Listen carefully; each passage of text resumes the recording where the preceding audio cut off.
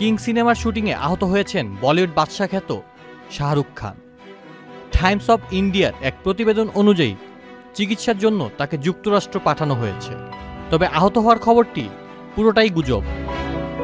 শাহরুখ খান যুক্তরাষ্ট্রে চিকিৎসার উদ্দেশ্যে গিয়েছেন সেটা সত্যি, তবে সেটা কিং সিনেমার শুটিংয়ে আহত হয়ে নয়। শুটিংয়ে অ্যাকশন দৃশ্যে স্টান্ট করতে গিয়ে অতীতে বিভিন্ন সময়ে একাধিক চোট পেয়েছেন অভিনেতা। সেসব চোট মাঝে মধ্যেই যন্ত্রণা দেয় অভিনেতাকে। তাই চিকিৎসা ও ফলো আপের জন্য শাহরুখ খান মাঝে মধ্যেই যুক্তরাষ্ট্রে যান। তার এবারের যুক্তরাষ্ট্র সফর তার নিয়মিত চিকিৎসারই একটি অংশ। শাহরুখ খানের অসুস্থতা নিয়ে গুজব ছড়ানোর ঘটনা এবারই প্রথম নয়, আগেও একাধিকবার এমন গুজব ছড়িয়েছে। একবার খবর রটেছিল শুটিং করতে গিয়ে তিনি নাকি নাকে গুরুতর আঘাত পেয়েছেন, তড়িঘড়ি করে নেওয়া হয়েছে হাসপাতালে। তবে পরে জানা যায় ওটা তার নাকে ছোটখাটো অস্ত্রোপচার ছিল, শুটিংয়ের আঘাত ছিল না।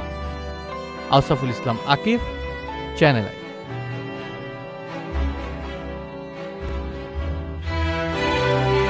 বান্ডেল থাকলে প্রতি সেনমানিতে টাকা বাঁচবে। বিকাশ সেনমানি বান্ডেল কিনে জিতুন প্রতি লেনদেনে।